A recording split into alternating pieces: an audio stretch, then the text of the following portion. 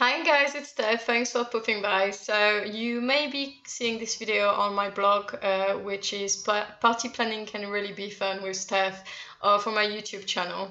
So thank you.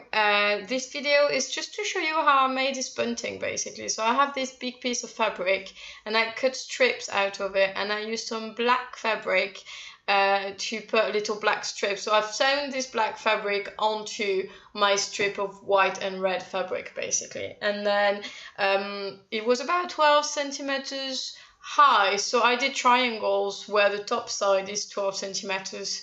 And then obviously there's two different types. There's some with red at the top and white at the bottom, and some that are the other way around, white at the top, red at the bottom. So I put them by pairs and I attach them with tiny clips. And then I moved on to the sewing process. So I'm sorry, it's a bit wonky because I'm not really used to filming while I'm sewing. And here I'm just basically sewing two of the sides. So it takes a little while because you need to put the clip and then you take them out and stuff like that, but it's to try to match as much as possible the black on the two triangles basically. It's not perfect. The kids probably wouldn't look at it that closely, to be honest, but you know, kind of trying to make it match as much as possible. And I'm basically doing that on all the triangles. And the first time I actually done two of this big bunting, and the first one I kind of did a step by step. For this one I found it easier to do all the triangles.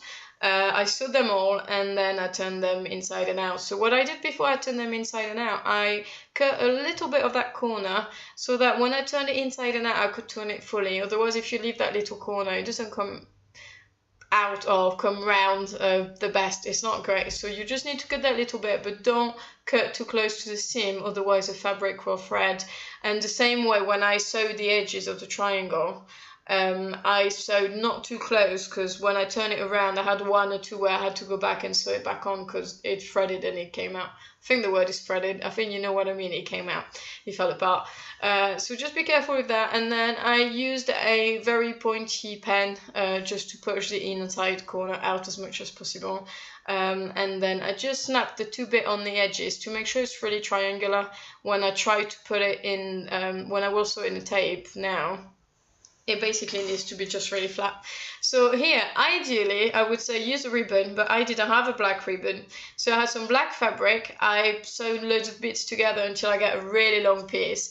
And then I basically sewn the edges on each side before I then folded it and put my triangles in it. So it's kind of like a tiny sandwich.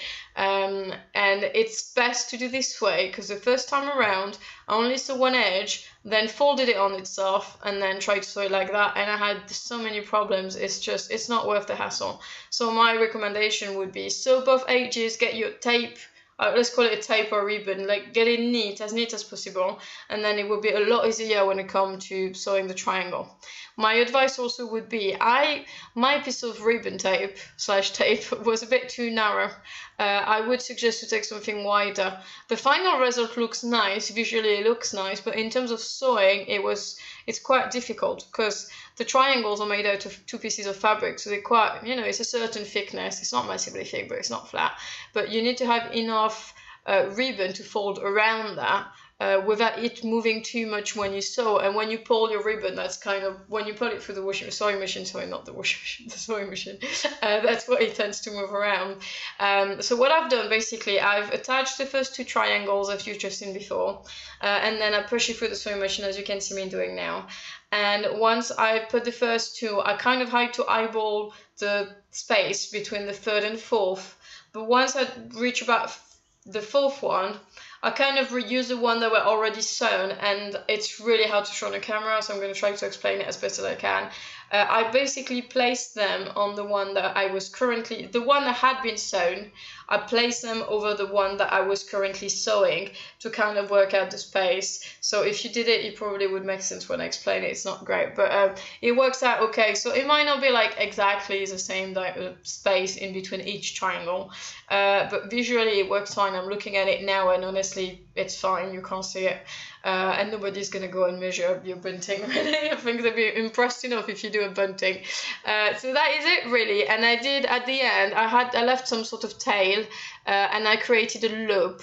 Because in my house there's common hooks everywhere. You know, command, these little hooks with the double-sided tape you put on the wall and you pull, and supposedly the plaster doesn't come off.